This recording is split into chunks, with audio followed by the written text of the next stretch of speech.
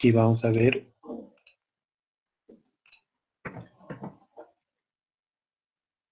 este ejercicio, ¿ya? Entonces, se tiene el peso del hormigón, ¿ya? La zapata es de hormigón armado, ¿ya? Entonces, este elemento de acá tiene un peso de 24 kilómetros metro cúbico, ¿ya? El peso que está por encima, de este suelo que lo rodea es 20 kilómetros metro cúbico, y esto es producto de cómo se ha construido esta fundación, ¿ya?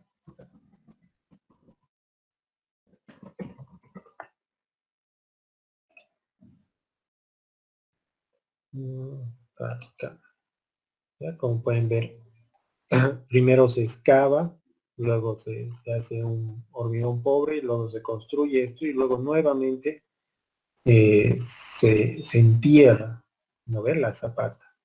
Entonces, por el proceso constructivo, este suelo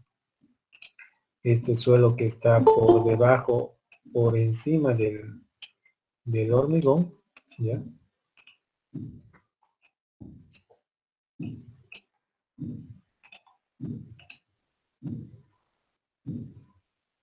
Aló, aló, aló. A ver, parece que tenemos problemas. Se escucha nomás. Ya. Se escucha bien. Ya, las personas que no... A ver, vamos a escribir. No pueden escuchar, salgan y vuelvan a ver.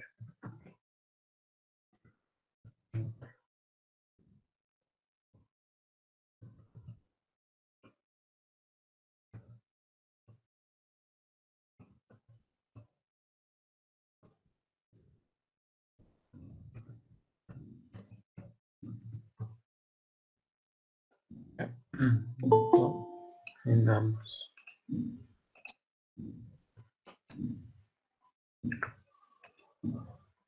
Entonces, por la forma en la que se construye, ya, porque hay procedimientos, luego de que se construye el hormigón, todo este espacio se va rellenando, ¿no ve? Todo este espacio se va rellenando.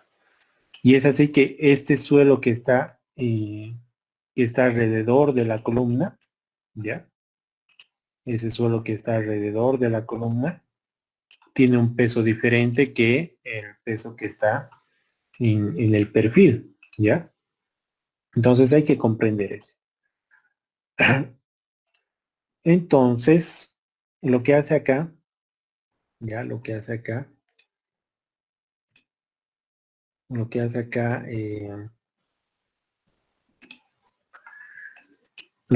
primero, en el paso 1, es ciertamente calcular la carga neta, ¿ya? Saber cuál es el esfuerzo efectivo que transmite todas estas cargas a nivel de fundación, ¿ya? Entonces la carga neta tiene estas ecuaciones, ¿no? Que es el esfuerzo efectivo final menos la sobrecarga efectiva inicial, y el esfuerzo efectivo final es el esfuerzo bruto menos la presión de poros en condiciones finales, y el esfuerzo efectivo inicial, la sobrecarga efectiva inicial es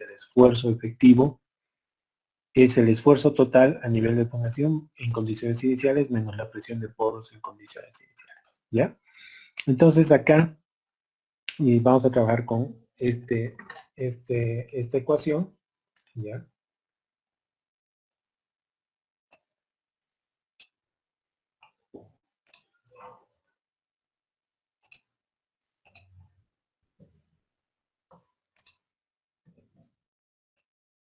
Como paso 1,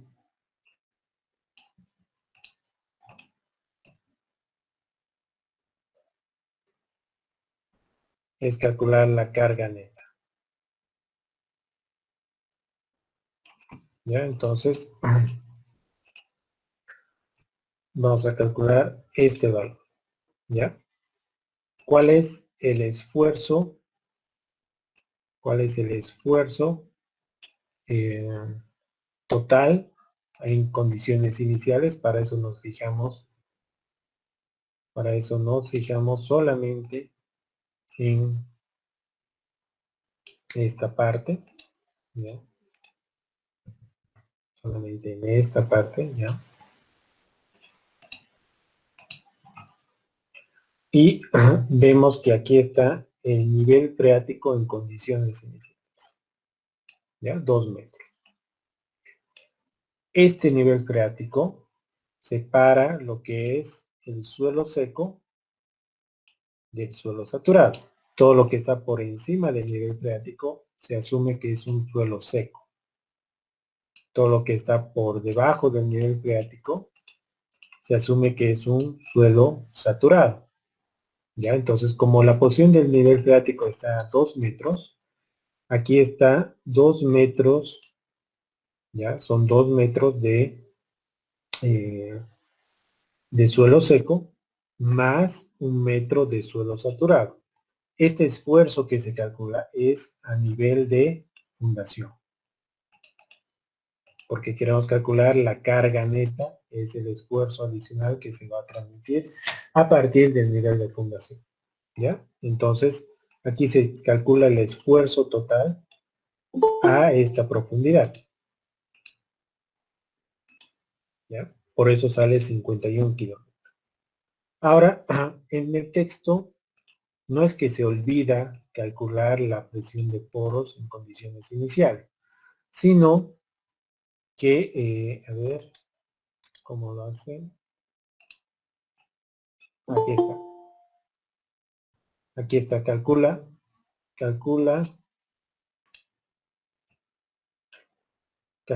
la presión de poros en condiciones iniciales. Este cálculo.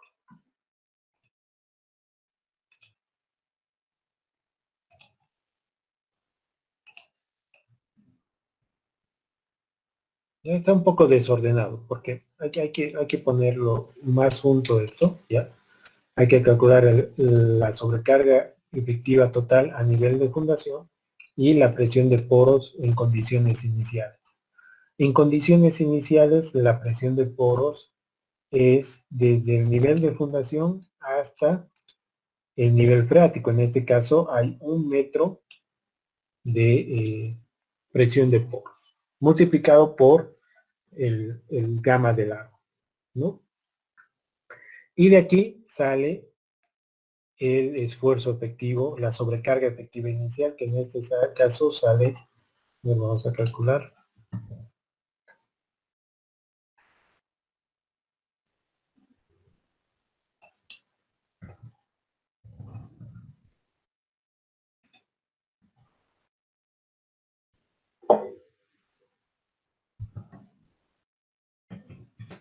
41.2.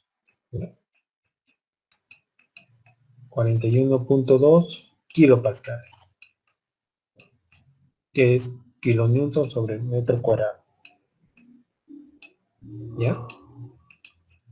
41.2 kilopascales.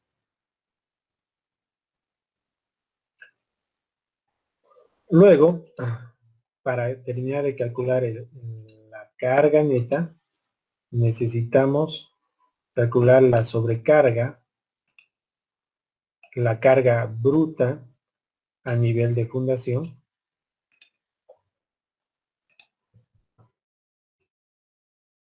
Y para esto necesitamos saber qué fuerzas son las que actúan sobre la fundación, ¿ya? En este caso, sobre la fundación está entrando la fuerza de la columna, ¿ya? 4000 kilonewtons. Luego,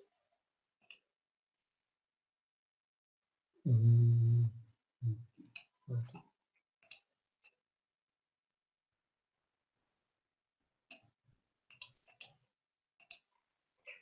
Aquí está ingresando la fuerza, ¿no ves? De 4000 kilonewtons. Luego está ingresando el peso, ¿ya? el peso de el área del volumen del peso del hormigón de la base.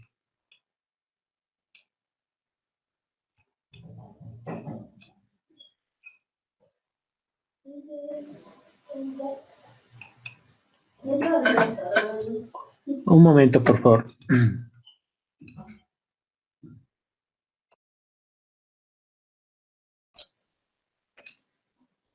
Ya, continuaremos. Entonces, en este cálculo de acá, se calcula primero el volumen de la base. A ver, no. Sí, el volumen de la base. El volumen de la base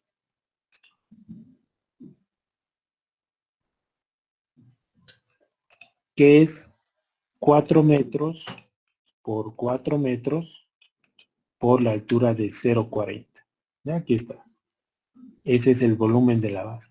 Y luego se calcula el volumen de la columna. El volumen de la columna que está en medio. ¿Ya? Este volumen de la columna es 0,40 por 0,40, ¿ya?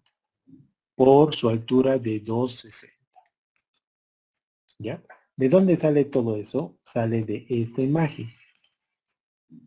¿Ya? Vean que en esta imagen nos dice que la columna tiene una sección de 0,40 por 0,40, que el nivel de fundación es 3 metros, que la base es 0,40, por lo tanto la altura de la columna es 2,60. Y la base tiene una dimensión de 4 por 4, ¿no? Entonces, las dimensiones de la geometría de la zapata son calculadas de esta manera. Ahora, ¿qué peso tienen este hormigón? El peso nos dice que es 24 kilonewtons por metro cuadrado, el peso del hormigón armado. Entonces, este peso es el volumen del hormigón, el volumen de la base más el volumen de la columna, multiplicado por 24 kilonewtons metro cúbico. Entonces, aquí ya estamos calculando el peso que transmite la fundación en el área de la zapata. Pero hay más, ¿ya? Hay otro peso más que resiste la fundación y es el peso del suelo que está rodeando a la columna, ¿ya? Y ese peso se lo calcula aquí. ¿Cómo se lo calcula? Primero calcula todo el volumen que está por encima de la zapata, ¿ya? Como si fuera todo suelo. Aquí está 4 metros por 4 metros por 2,60. 4 metros por 4 metros por 2,60. Pero el volumen de la columna no es suelo. Por lo tanto, aquí se reduce el volumen de la columna, que es 0,40 por 0,40 por 2,60. Entonces, este cálculo es del volumen del suelo que está por alrededor de la columna, ¿no? Y está por encima del área de la zapata, multiplicado por su peso, que nos dice que es 20 kilonewtons metro cúbico. Entonces, la fuerza, ¿ya? Es todas las fuerzas que están actuando sobre el área de la zapata, dividido entre el área de la zapata, que es 4 por 4. Esto nos da una presión, ¿ya? Una presión bruta, ¿ya? Una presión bruta, que este valor es este valor, ¿ya? La presión bruta a nivel de fundación en esfuerzos totales. ¿Alguien ha verificado que este cálculo es correcto? ¿Alguien ha revisado que 4.000 más 4 al cuadrado por dividido entre 4 sale 302?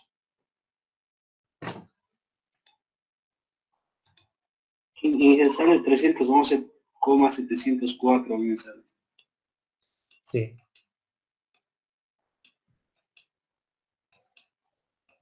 ¿Ya? Ese error hay en este ejercicio, ¿ya? Es 311.7 kilopascales, ¿ya? Kilonewtons metro cuadrado, ¿ya? Entonces, acá, este cálculo es ese. ¿Se entiende alguna duda, alguna pregunta?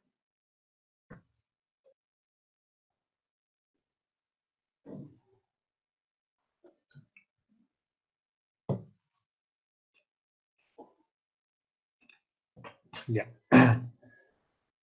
Como siguiente paso es calcular la presión de poros en las condiciones finales, ¿ya? Y ciertamente la condición final del nivel freático es a nivel de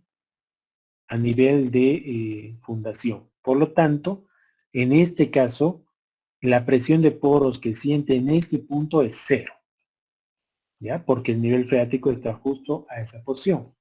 Por lo tanto, la carga neta es 311.7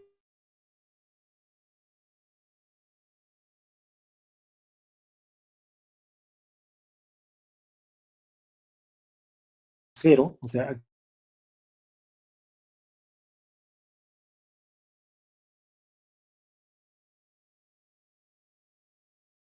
el final va a salir 311.7 y la carga neta es 311.7 menos 41.2, ¿ya? 270.5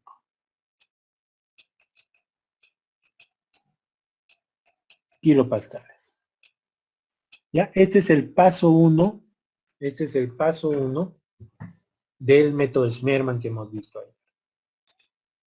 ¿Ya? Calcular la carga neta de nuestro problema.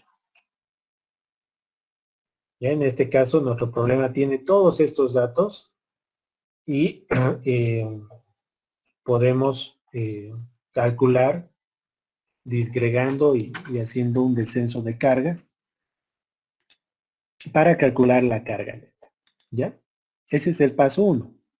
El paso 2, ¿ya? El paso 2 que hemos dicho que es en el...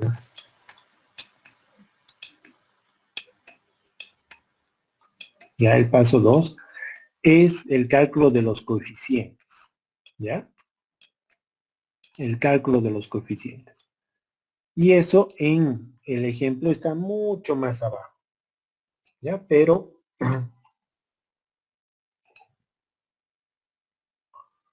lo vamos a reordenar, ¿ya? Lo vamos a reordenar de la siguiente manera, ¿ya? En el paso 2, ¿ya? ¿Por qué estamos haciendo por pasos? Porque así quiero que hagan en los ejercicios, ¿ya? En las prácticas, en lo que vamos a hacer, ¿ya? Paso 1, paso 2, ¿ya? Estamos reordenando este ejercicio, ¿ya? Entonces, en el paso 2 es el cálculo de los coeficientes, ¿ya? Vamos a empezar con el coeficiente 1, que es esta ecuación, que está en función de la sobrecarga efectiva inicial y la carga neta. Esto es posible calcularlo en el paso 2 porque en el paso 1 hemos calculado eso. La carga neta es 270.5 y la sobrecarga efectiva inicial es 41.2. ¿Ya? Entonces aquí se calcula 41.2 dividido entre 270.5 multiplicado por 0.5 y eso va a restar a 1.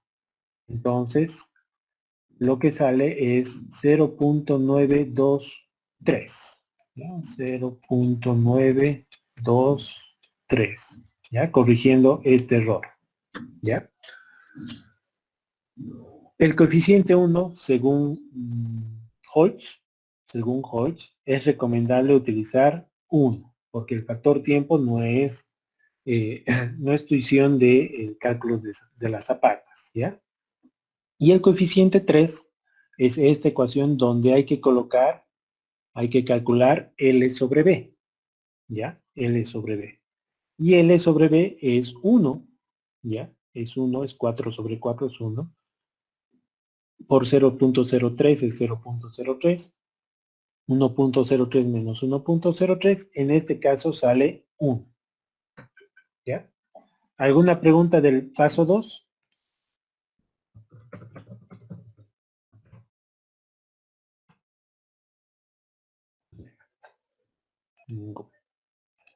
Vamos al paso 3. Y en el C2 siempre vamos a asumir que es, ¿no? Sí. Al menos que estemos investigando el efecto, la influencia del tiempo en suelos arenosos limosos. ¿Ya? Pero para fines de diseño de fundaciones, C2 es 1. ¿Ya?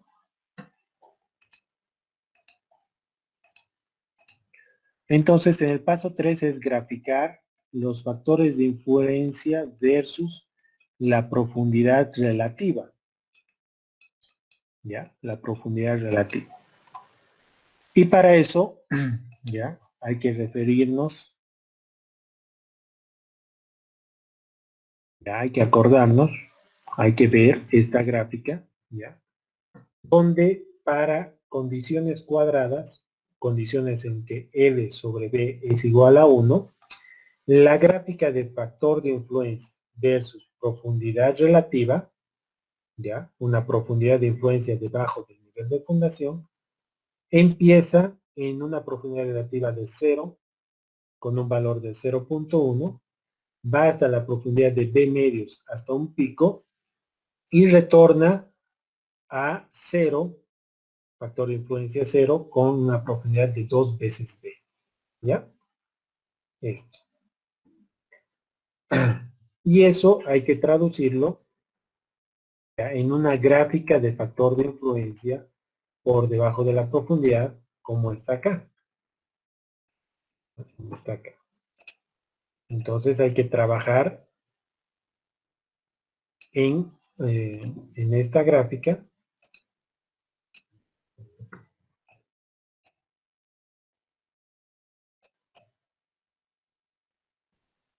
En el paso 3, donde en el paso 3 hay que crear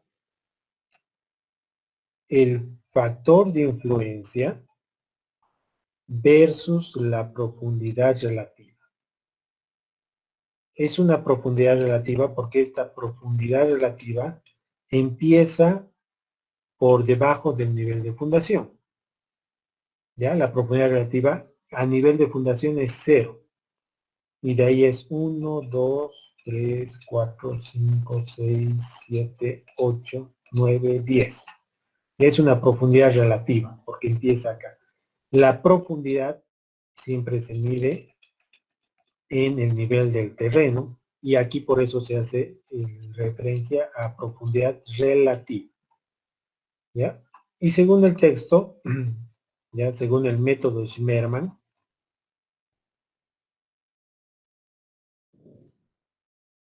la gráfica de profundidad de factor de influencia versus profundidad relativa para fundaciones donde la relación L sobre B es igual a 1, tiene esta forma.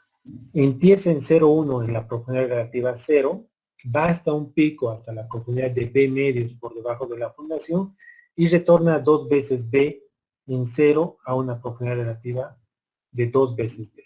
¿Ya? Y eso es lo que hace. ¿Ya? Vamos a ver la gráfica que hace acá. Empieza en 0,1, ya empieza en 0,1, va hasta un pico, ¿ya? ¿A qué profundidad? A B medios. El ancho B es 4. La profundidad relativa de B medios es 2. Aquí está 1, 2. ¿Ya? Y aquí está el pico. Y luego retorna a 0 hasta una profundidad relativa de 2 veces B. El ancho es 4 metros, entonces es 8. 8 metros en la profundidad relativa. Entonces 0, 1, 2, 3, 4, 5, 6, 7, 8. Hasta aquí. 8. Y esta gráfica es la que hay que hacer en este paso. Pero falta un dato, ¿ya? Que es el punto o el valor del factor de influencia pico, ¿ya? Aquí se llama factor de influencia pico, ¿ya? Como estamos hablando de, en este caso, una relación L sobre B igual a 1, ¿ya? Vamos a tomar el subíndice S relativo a la condición cuadrada, ¿ya? Square. ¿Ya? Entonces hay que calcular este valor. ¿De dónde sale ese 0.709? Ya hay que calcular. Y ese cálculo sale de esta ecuación. De esta ecuación.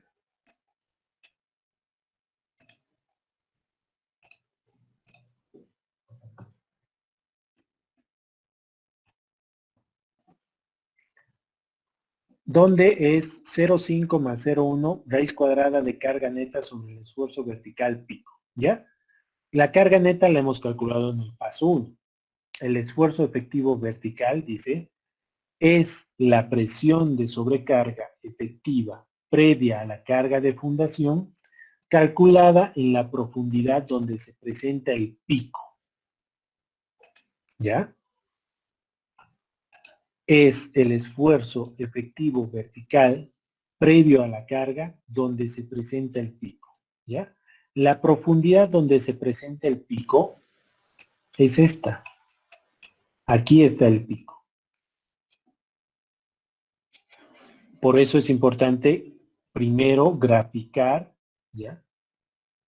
En lo que dice Schmerman para identificar dónde está este pico. Y la profundidad a la cual ocurre en este caso es 5 metros. La profundidad relativa es 2 metros, pero la profundidad en la que ocurre es 5 metros. Entonces hay que calcular el esfuerzo efectivo previo a la fundación, o sea, en condiciones iniciales, a esta profundidad. Aquí están las condiciones iniciales. Y hay que calcular el esfuerzo efectivo a esa profundidad. Y eso lo hace, ya veamos.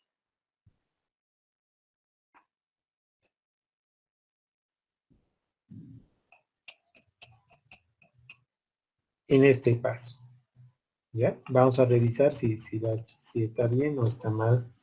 El cálculo del esfuerzo efectivo vertical, ¿dónde ocurre el pico?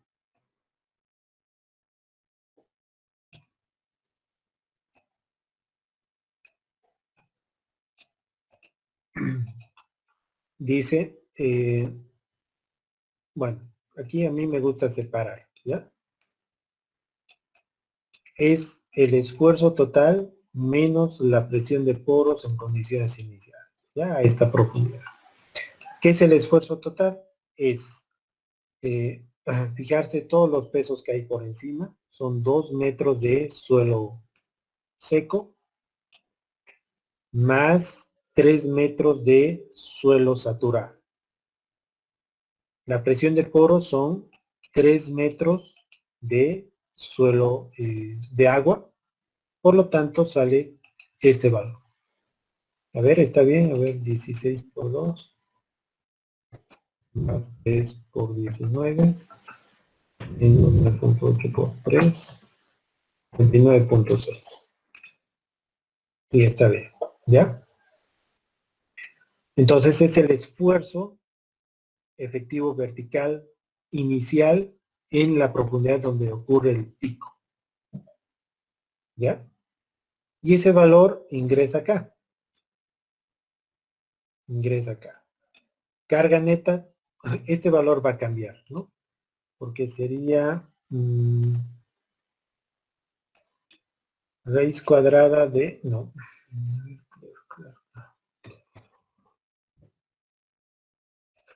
270.5, sí, 270.5, dividido entre 59.3, 59.6, raíz cuadrada de esto, por 0,1 más 0.5. El texto dice que eso sale 0.709, ya, y estamos calculando que sale 0.713.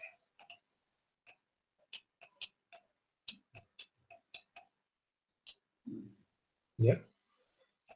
0. Y aquí mantener 4 decimales. ¿Ya? Bastante precisión, ¿ya? En este valor. Hay diferencia, ¿ya? Entonces, el paso 3 es graficar este factor de influencia, la gráfica de factor de influencia versus profundidad relativa, y calcular este valor, que está en función, han visto, no está en función de la carga neta, está en función de el esfuerzo efectivo vertical en el pico, donde se ubica esta posición. ¿Hasta aquí alguna pregunta? Un momento, por favor.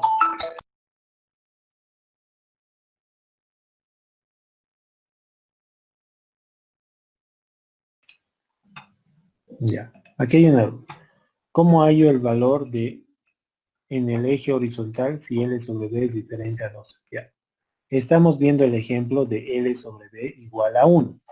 Ya, todavía no vamos a ver L sobre B entre 2 a 10 o mayor a 10. ¿Ya? ¿Se entiende esta gráfica sobre L sobre B igual a 1? Sí, Ya, continuaremos. ¿Ya? Entonces, ese es el paso 3. El paso 4, ya, que no lo menciona aquí, pero yo lo estoy diciendo, a ver, anótense, es trabajar sobre la gráfica, ya es trabajar sobre la gráfica y aplicar 4 reglas. ¿Ya? Hay que aplicar 4 reglas. ¿Cuáles son las 4 reglas? El primero, tiene que haber un límite superior. Ya el límite superior es determinado por el principio de la gráfica. Ya este es el límite superior. Esa es la primera regla. Tiene que haber un límite superior. La segunda regla es que tiene que haber un límite inferior. Ya el límite inferior está dado por la ubicación del factor de influencia donde es 0. Aquí está.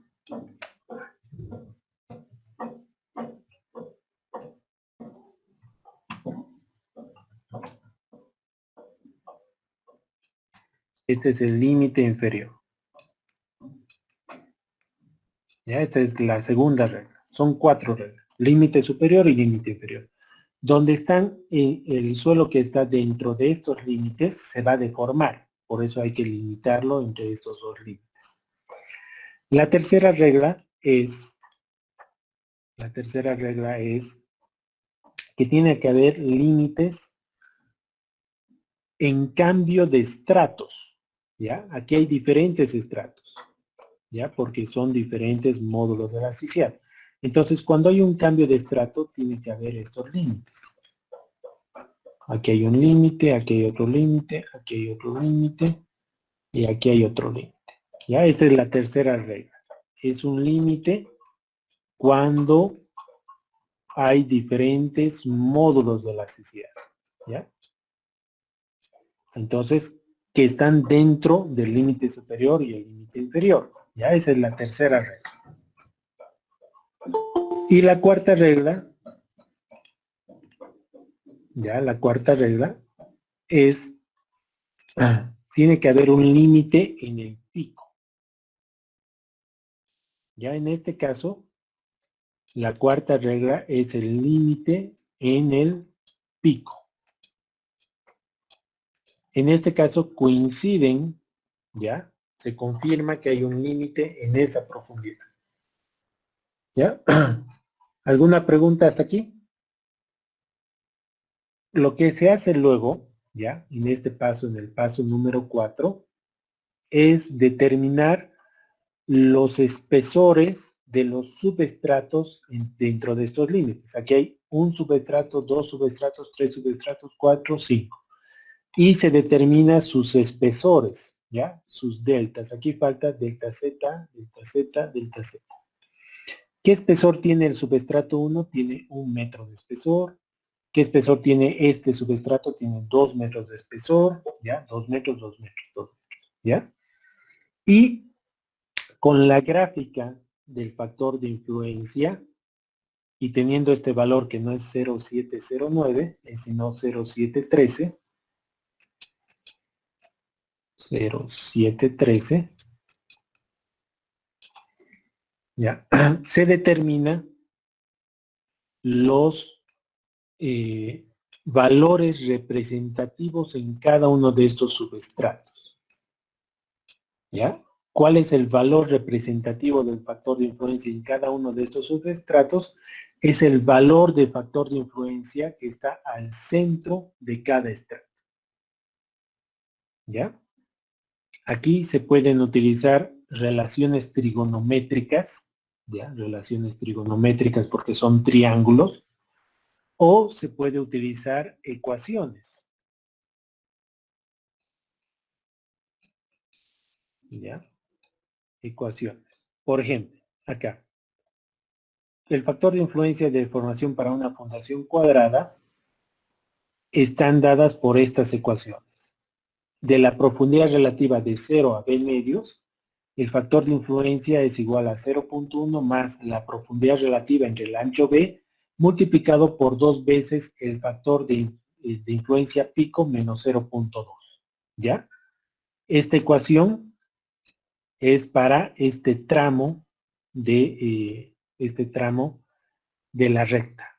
Y para profundidades relativas entre 2 veces b a 2b, ya en este tramo, se puede utilizar esta ecuación. 0,667, el factor de influencia multiplicado por 2 menos la profundidad relativa entre el ancho b. ¿Ya? Entonces, ¿qué profundidad relativa yo necesito? Aquí yo necesito una profundidad relativa de 0,5, de 1,5, de 3 metros, de 4, 5 metros. Y de aquí 7 metros, porque es 10 metros menos 3 metros, son 7 metros de profundidad relativa.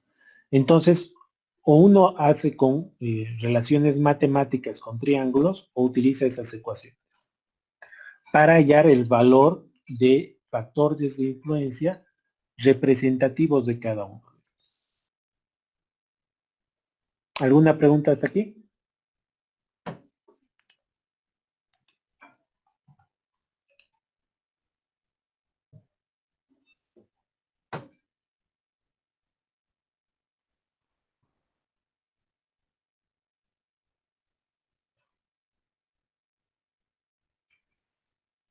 Inge, disculpe, buenas tardes. Sí. ¿Podría, por favor, volver a explicar la parte de hallar la carga sobre esa ecuación larga que tenía? No se ha podido visualizar bien y se entrecortaba la señal.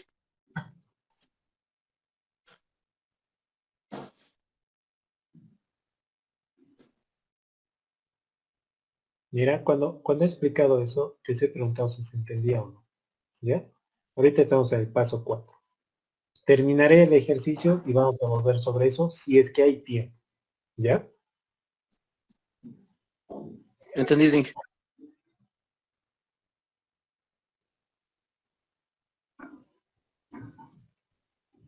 Ya.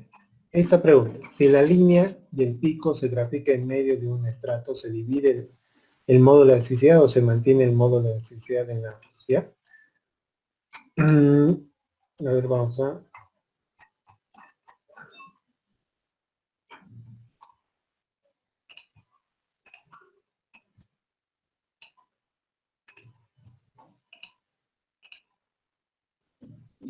Acá. Si por ejemplo, si la gráfica saliera así, ¿ya? De factores de influencia versus profundidad relativa, ¿ya? Al aplicar las 4 reglas sería límite superior, límite inferior, límite en cambio de estrato, ¿ya? límite de cambio de estrato, ¿ya? Y el límite donde cae el pico. En este caso, acá, ¿ya? Estos límites van a definir los subestratos.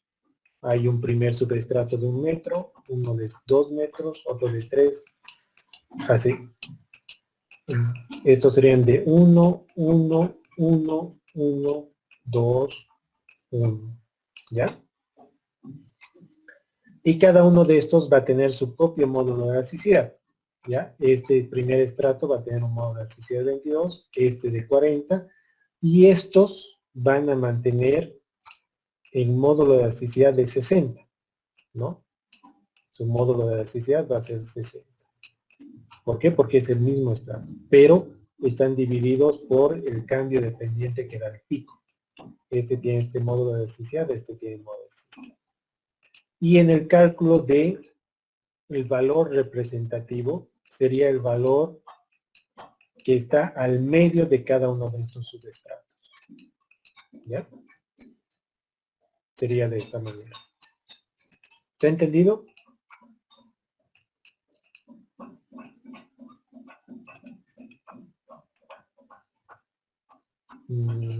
No sé, a ver. Vamos a volver a repetir. ¿Ya? El paso 4 es ese. O sea, se grafica el factor de influencia versus profundidad relativa y se aplican esas 4 reglas. ¿Ya? El límite superior, límite inferior, los límites en cambio de estratos y esos límites definen los espesores de cada subestrato con sus módulos de elasticidad y factores de influencia.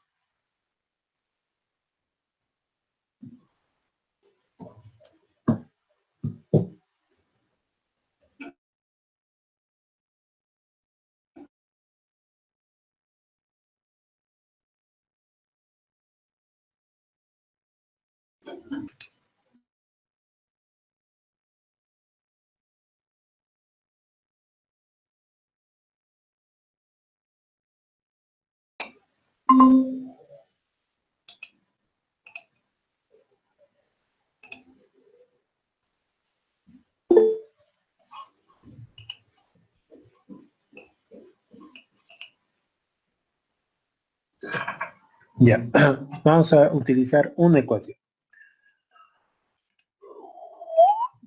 Esta, ¿ya? Queremos calcular este valor. ¿Cuál es el valor representativo de este estrato? ¿Ya? Hay que tomar en cuenta que las ecuaciones son para profundidades relativas. Entonces, aquí la profundidad relativa sería 3 metros. Porque la profundidad relativa empieza en 0, 3 metros. Y esta profundidad relativa está entre el rango de 2 de B medios y 2 veces B. ¿Ya?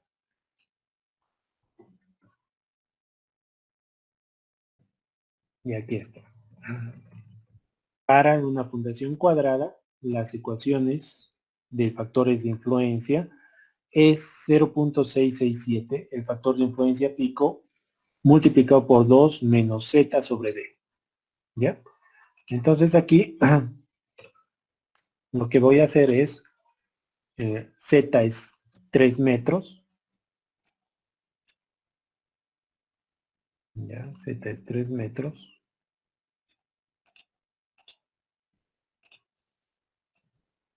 Z es 3 metros, dividido entre el ancho B, que es 4, 0.75, 2 menos 0.75 es 1.25, multiplicado, 2 menos 0.75 es esto, multiplicado por 0.667, multiplicado por el factor de influencia pico. Y el factor de influencia pico es 0.73. Por 0.73. ¿Ya? El valor del factor de influencia representativo para este estrato, que está ubicado acá, este valor del punto medio no es 0.66, no es 0.606, sino es 0.5944.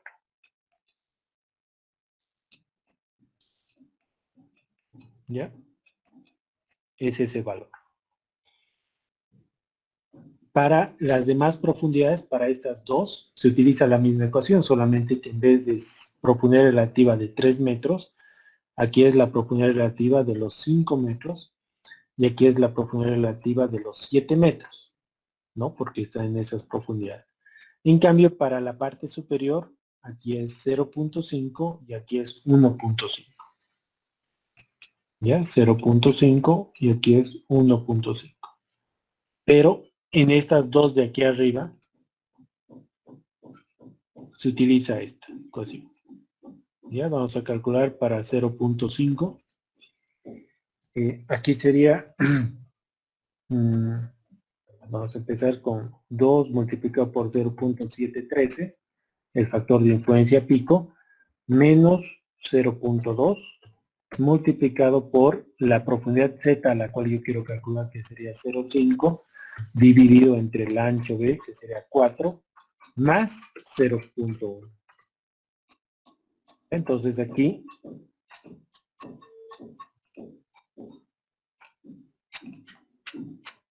el valor de este punto no es 0.257, es 0.2537.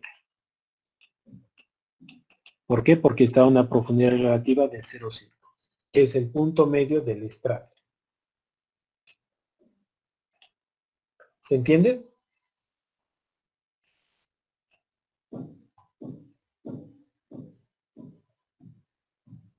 Sí. Ya. Entonces, este es el paso 4, donde hay que trabajar con la gráfica y tener estos valores. ¿Ya? El paso 5 es calcular el término de sumatoria de espesores por sus factores de influencia entre sus módulos de elasticidad. ¿Ya? Y eso se puede trabajar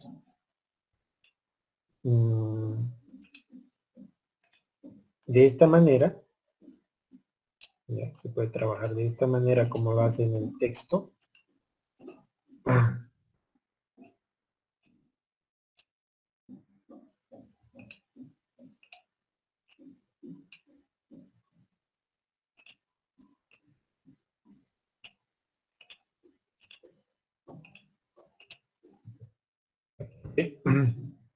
La ecuación de Schmermann es esta, ¿ya? Entonces el paso 5 es hallar un resultado para esta parte, ¿ya? Vean que esto lo hemos hecho en el paso 2 y esto en el paso 1. El paso 5 es trabajar este componente y lo que podemos hacer es hacer la sumatoria, ¿ya? De cada uno de los estratos, con multiplicando el delta z por su factor de influencia entre el módulo de elasticidad. Y aquí lo hace, ¿ya? Aquí está el factor de influencia por su delta z entre el módulo de elasticidad, ¿ya? Y aquí hay que tener un especial cuidado en las unidades, ¿ya? El módulo de elasticidad, ¿ya? Hay que colocarlo en kilopascales porque en la carga neta está en kilopascales, ¿ya? El factor de influencia es sin unidades y la profundidad podemos ponerlo en metros, ¿ya? Podemos tenerlo en metros, como lo hace acá. Y esto es para el estrato 1, el estrato 2, estrato 3, estrato 4, estrato 5. Ya se puede trabajar así para tener un resultado, ¿ya? Un valor. Pero es mejor hacer una tabla, ¿ya? Una tabla donde se tenga el estrato, ¿ya? 1, 2, 3, 4 y 5, ¿ya? Se tiene sus delta zetas, ¿ya? sus espesores que sería 1, 1, 2, 2, 2. Sus factores de influencia que sería 0.25 no sé cuántos, ¿ya? ¿Sabes? Ya cada uno con sus valores de factores de influencia. Y aquí que sería I por delta Z entre el módulo de elasticidad. ¿Ya? Calculado. Y sumatoria. ¿Ya? Es un valor. Ya ese es el paso 5. ¿Por qué lo separamos? Porque a veces estos estratos son más que 5, son muchos más. Entonces, mejor calcular todo este término por sí solo. ¿Ya? Tomando en cuenta de que el módulo de elasticidad, este es estrato, aquí falta el módulo de elasticidad en kilopascales. ¿Ya? Estos son los estratos, ¿ya? Y se calcula que estén en las mismas unidades que la carga.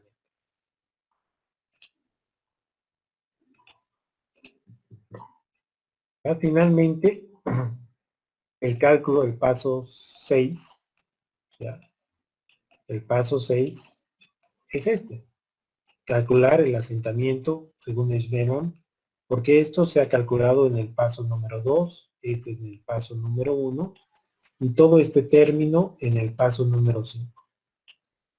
Hay que tener especial cuidado en las unidades, ¿ya? En la carga neta en kilopascales. Este término sale en metros, si es que hemos colocado en metros en las unidades, sobre kilopascales, y los coeficientes no tienen unidades, sin unidades. Por lo tanto, cuando aplicamos la ecuación, el resultado que calculemos nos va a salir en metros. El asentamiento inmediato en metros. ¿Ya? Y aquí, ¿ya? Multiplica coeficiente 1, coeficiente 2, coeficiente 3 por la carga neta por la sumatoria de factores de influencia por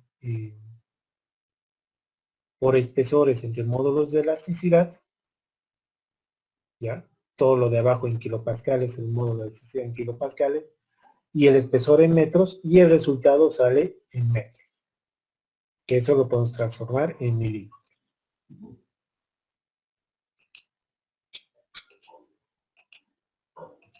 ¿Ya? ¿Alguna pregunta?